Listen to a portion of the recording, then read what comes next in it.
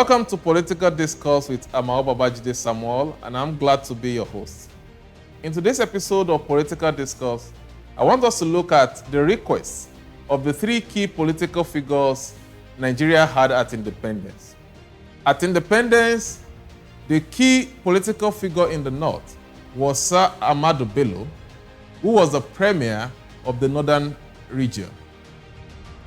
Chief Obafemi Awolowo was the premier of the western Nigeria, and he was the key political figure in the western region. While Dr. Nnamdi Azikiwe was the key political figure in the eastern Nigeria, and he was the premier of the eastern region prior to independence. When the British were about to give us the constitution that would become the basis of our union, or the contract that binds or connects these three regions together in 1960, a request was made from these three key political actors to state their preference in terms of the system of governance that they want and the form of constitution that they prefer. Sir Ahamadu Bello in the north wanted a confederal constitution where the state will be very powerful and the central will be weak. And each of the region can decide to leave when they feel the union is no longer serving their interests. The West, represented by Chief Obafemi Awolowo, wanted a federal constitution where we'll have a powerful central government and equally powerful regions. So the power of the regions will complement the power of the central government. Dr. Nnamdi Azikiwe, on the other hand, wanted a unitary constitution where the central is going to be powerful and the regions will be weak. So that explains to you what the preferences of each of these key gladiators in Nigerian politics was at the time of independence. The question is, why did Sir Ahamadu Bello prefer a confederal constitution? Awolowo preferred a federal constitution, and Azikiwe preferred a unity constitution. Dr. Nnamdi Azikiwe felt it was the most qualified to become Nigerian Prime Minister at independence, given the key role he played in the politics of the southern Nigeria prior to independence in 1960.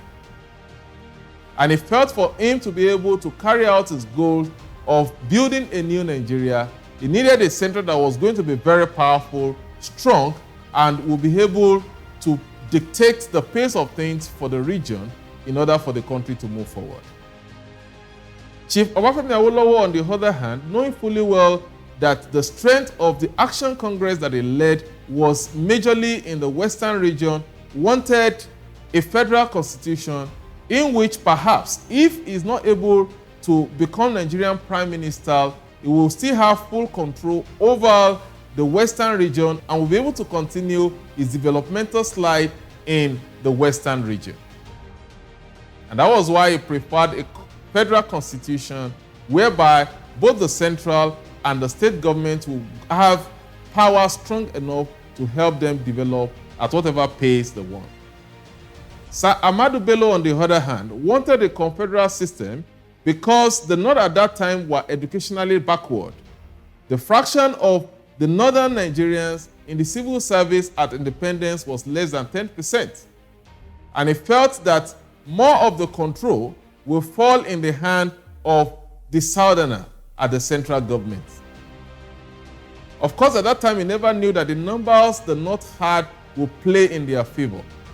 So his viewpoint going into the union was that the union will be test run for 1 to 3 years, and if the North feels that this union called Nigeria was not going to be at the interest of the North, that they would have the opportunity to succeed and to form their own country.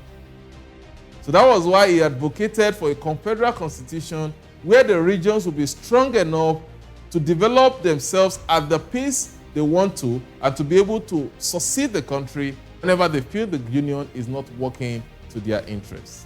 So that exactly is a picture of what preference Awolowo, Azikiwe, and Ahamadu Bello had at independence in terms of the form of constitution they wanted Nigeria to be handed over to by the British. Thank you for being part of today's episode of Leadership Discourse. Please remember that the full content of our political discourse is exclusively on our YouTube channel, Amao Babajide Samuel. So I will encourage you to please subscribe to our YouTube channel and follow our discourse as we try to bring to the knowledge of Nigerians the history of Nigerian politics. Thank you and enjoy the rest of your day.